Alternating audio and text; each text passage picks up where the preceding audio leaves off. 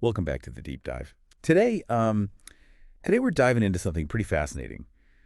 India's new national curriculum framework for school education. Yeah. Basically, it's their big plan for transforming their whole school system. Yeah, you could say that it's a total overhaul. So, full disclosure, when I first saw this file, NCS2023.pdf, I was like, oh boy, this is going to be a long one. Right. But, I started reading and I was really surprised.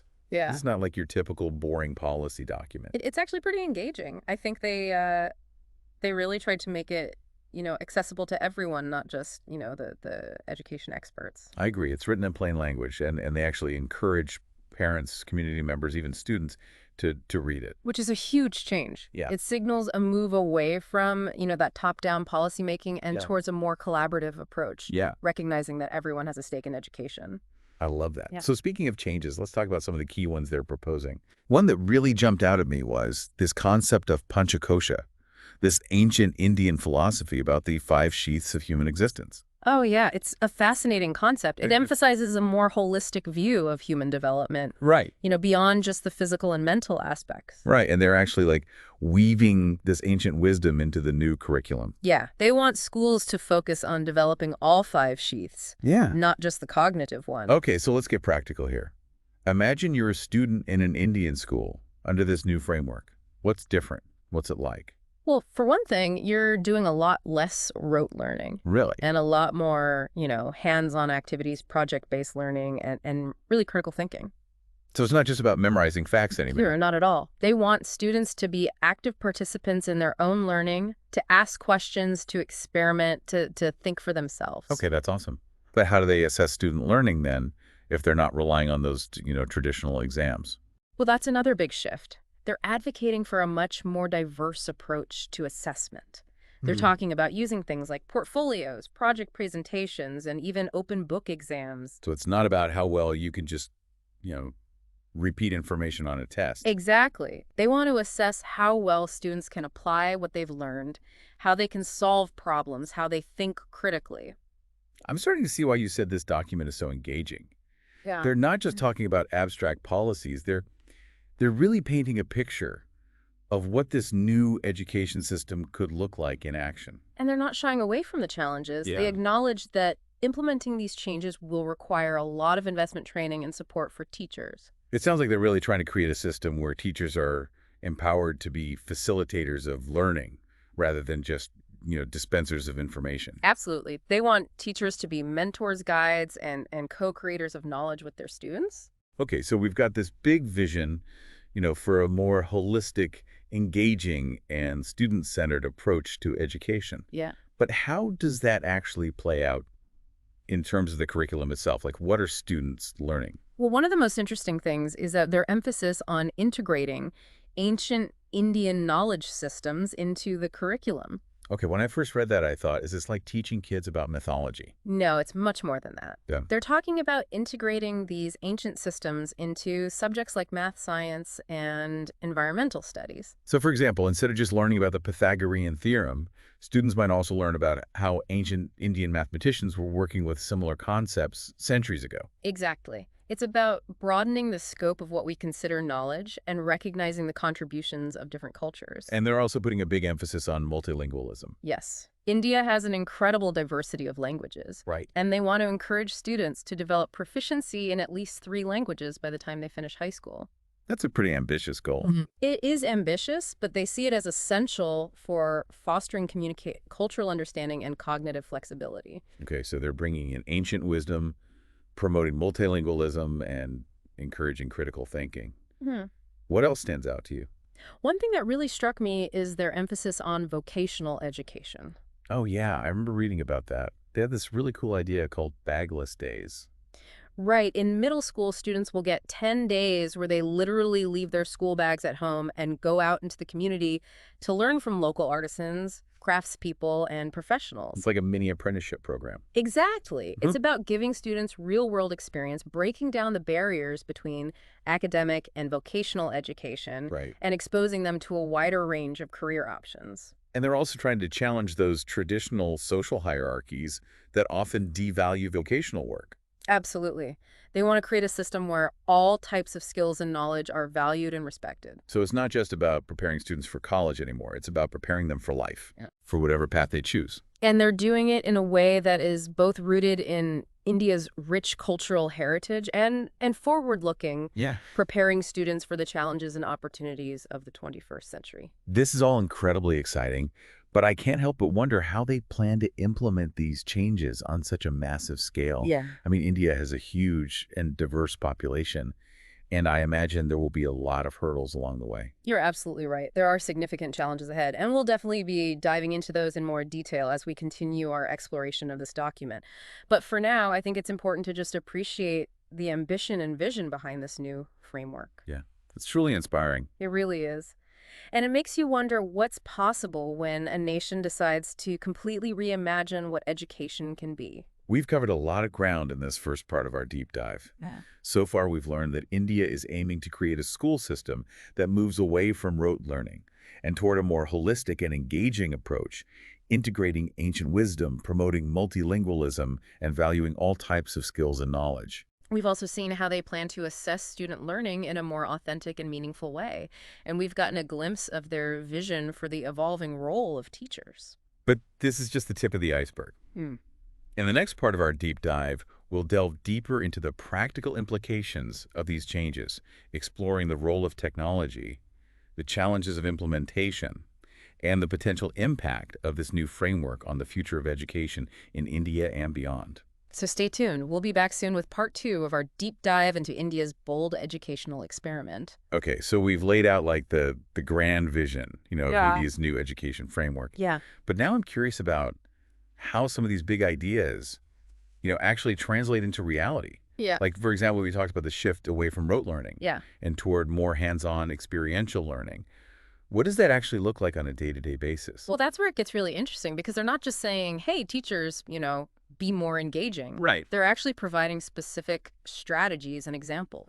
Okay, give me an example. Something that would make me as a student excited to go to class. Okay, imagine you're learning about ancient civilizations in history class. Okay. Instead of just reading a textbook, you might work with a group to create a 3D model of an ancient city, Oh, wow. complete with temples, markets, and homes. Like a mini archaeologist project. Exactly. I could see how that would make the learning so much more, memorable. And they encourage teachers to draw connections between the past and the present, Okay. asking questions like, how did ancient civilizations manage water resources? Hmm. And what can we learn from them about sustainability today?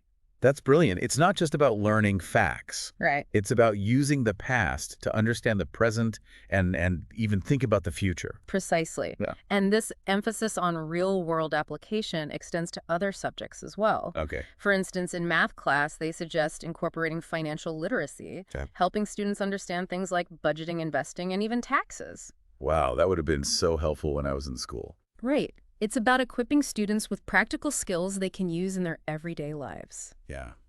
And speaking of practical skills, let's not forget about those bagless days we talked Okay, yeah, the middle school internships where students learn from local experts. Yeah. I'm so curious about how that works in practice.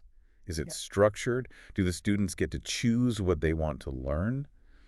It seems to be a combination of both. Oh. The document suggests that schools collaborate with community members to identify potential mentors Okay. in various fields, from carpentry and pottery to coding and graphic design. So it's not just about traditional trades. Right. It's about exposing students to a wide range of possibilities. Exactly. And the goal is not to turn every student into a master carpenter or coder, Right. but to give them a taste of different careers, help them discover their interests, Yeah. and challenge those preconceived notions about what constitutes valuable work. I can imagine some parents might be hesitant about this idea. Sure. Thinking, why is my child wasting time learning pottery? Yeah. When they should be studying for exams. That's understandable. But the NCFSE explicitly addresses that concern, Okay. emphasizing that these bagless days are not meant to detract from academic learning, but to complement it. How so? They suggest that teachers integrate these experiences into the curriculum, Okay. using them as springboards for discussions and projects. Mhm. For example, if a student learns about woodworking, they could then explore the geometry involved in designing and building furniture. Well, that's clever. It's about connecting the dots between different forms of knowledge Right. and showing students that learning can happen anywhere, not just in a classroom. And it's about recognizing that different students learn in different ways. Yeah. Some might thrive in a traditional academic setting, while others might find their passion through hands-on experience. Okay, so we've got engaging activities, real-world connections, and those awesome bagless days. Right. What about technology? Yeah. What role does it play in this new vision for education? Technology is definitely a key piece of the puzzle, but they're very clear that it should be used thoughtfully and strategically as a tool to enhance learning, Yeah. not as a replacement for good teaching. Makes sense. Hmm. I can see how technology can be incredibly powerful, but I also worry about it becoming a distraction Sure. or even a crutch for students. They share those concerns. Okay. They actually caution against overuse of technology, especially for younger children. Hmm. They emphasize the importance of balancing screen time with other activities like outdoor play and social interaction. Okay, that's reassuring. But when they use technology, how do they envision it being integrated into the classroom? They talk about using it to personalize learning, Okay. providing individualized instruction and feedback based on each student's needs and progress. That's something I've always found fascinating. Yeah, Imagine having access to a digital tutor that can adapt to your specific learning style. right. And they also talk about using technology to create more engaging and interactive learning experiences. Think virtual field trips, simulations, and online collaboration tools. That sounds amazing. I can see how those tools could really bring learning to life, Yeah, especially for subjects that are traditionally taught in a very abstract way. exactly. Imagine exploring the human body through a virtual reality simulation or collaborating with students from around the world on a research project. That's so cool. That's like the possibilities are endless. Right. But I also wonder about the challenges of implementing these ideas, Sure. especially in a country as vast and diverse as India. Yeah. Not every school has access to the same resources or technology. That's a valid concern, and the document acknowledges that equity is a major challenge. Yeah. They emphasize the need to invest in infrastructure and teacher training, especially in rural and underserved communities. It sounds like a monumental task, It is. but also a really exciting opportunity to create a more inclusive and accessible education system. Absolutely. And it's not just about providing access to technology, it's about ensuring that all students have the opportunity to develop the skills and knowledge they need to thrive in the 21st century, Yeah. regardless of their background or location. Okay, so we've talked about engaging activities, real-world connections, bagless days, and the thoughtful use of technology. Right. But what about the teachers? Yeah. How do they fit into this new Yeah. vision for education? They're at the heart of it, but their role is evolving. Okay. They're no longer just the sage on the stage delivering information to passive students. So what are they now? They're becoming more like facilitators, mentors, and guides, helping students navigate this new landscape of learning.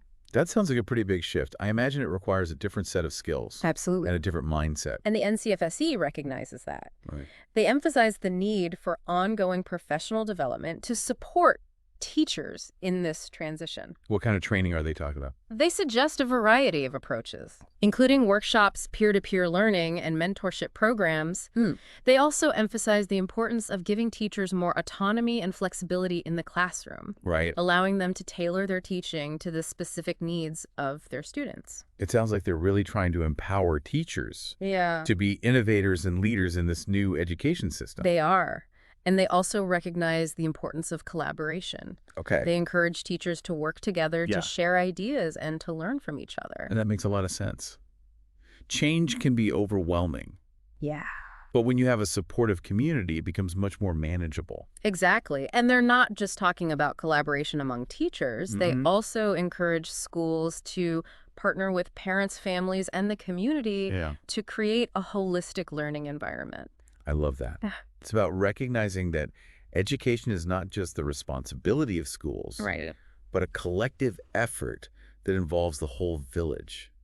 It's about creating a web of support around students, recognizing that learning happens everywhere, Right. not just within the four walls of a classroom. This is all incredibly exciting, but I also recognize that change on this scale is never easy. Sure.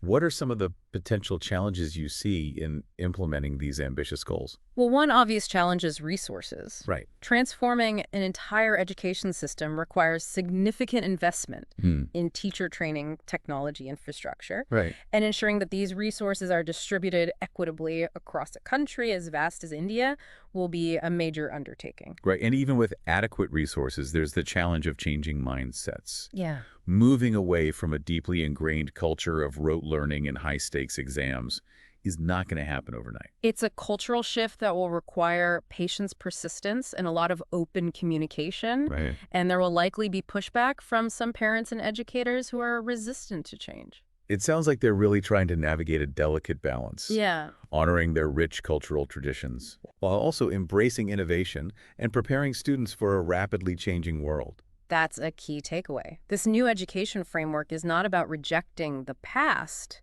Right. but about building upon it, Yeah. integrating ancient wisdom with contemporary knowledge and skills. It's about creating a system that is both rooted and wings. Exactly. And it's about recognizing that education is not just about preparing students for jobs, but about empowering them to be active, engaged, and compassionate citizens of the world. This has been an incredibly insightful deep dive into the practical implications of India's new education framework. Yeah. We've seen how they're encouraging more engaging and hands-on learning, integrating technology, thoughtfully empowering teachers, and fostering collaboration between schools and communities. We've also discussed some of the potential challenges they face, Right. from resource allocation to changing mindsets. But one thing is clear.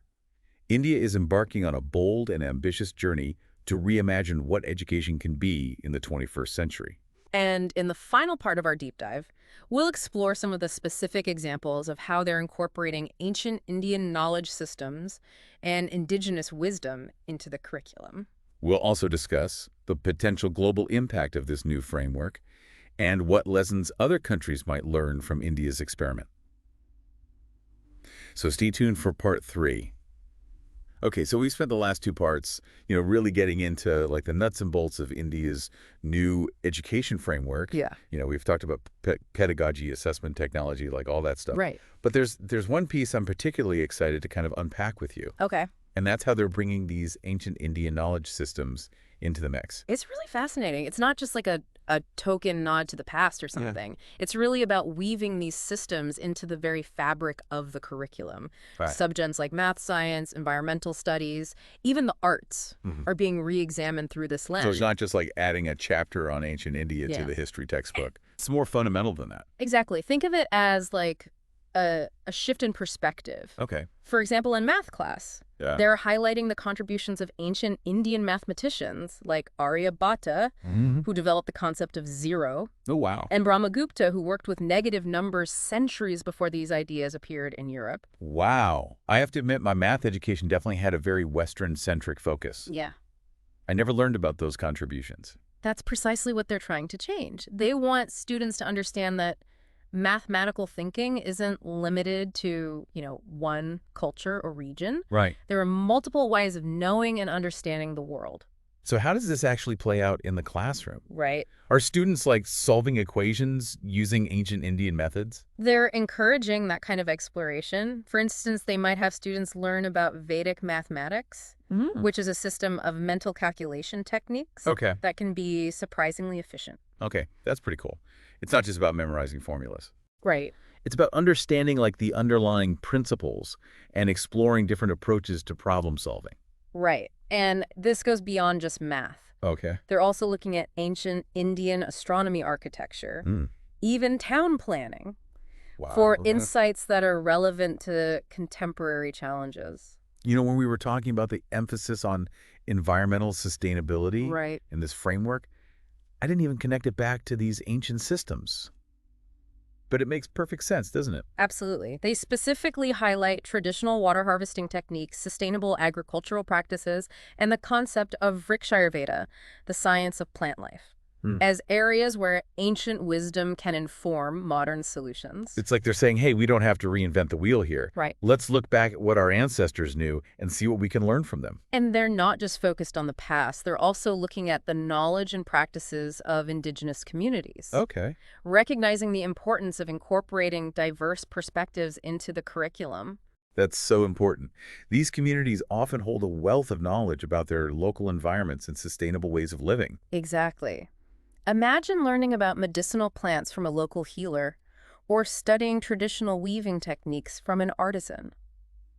This kind of knowledge is invaluable not just for preserving cultural heritage, Yeah. but for addressing contemporary issues like climate change and biodiversity loss. It's like they're weaving together these different strands of knowledge, Right. ancient wisdom, indigenous practices, modern science, Yeah. to create a richer and more holistic understanding of the world. It's about recognizing that knowledge isn't static, it's dynamic and evolving. Right. And by embracing multiple perspectives, we can develop more creative and sustainable solutions to the challenges we face. This is all incredibly inspiring, but I have to ask, what about the potential pitfalls? Hmm. I can imagine some people might be concerned about this emphasis on ancient knowledge systems coming at the expense of modern science or critical thinking. That's a valid concern. And I think it's important to acknowledge that there's always a risk of romanticizing the past Right. or presenting ancient knowledge as infallible. Right. It's not about saying ancient systems are always right or better, Right. but about recognizing their value and integrating them in a way that promotes critical thinking. Exactly. The document emphasizes that teachers should encourage students to question, analyze, and evaluate all forms of knowledge, Right. whether ancient or modern. So it's not about replacing one set of beliefs with another, Right. but about expanding the boundaries of what we consider knowledge and fostering a more nuanced and critical understanding of the world. Precisely.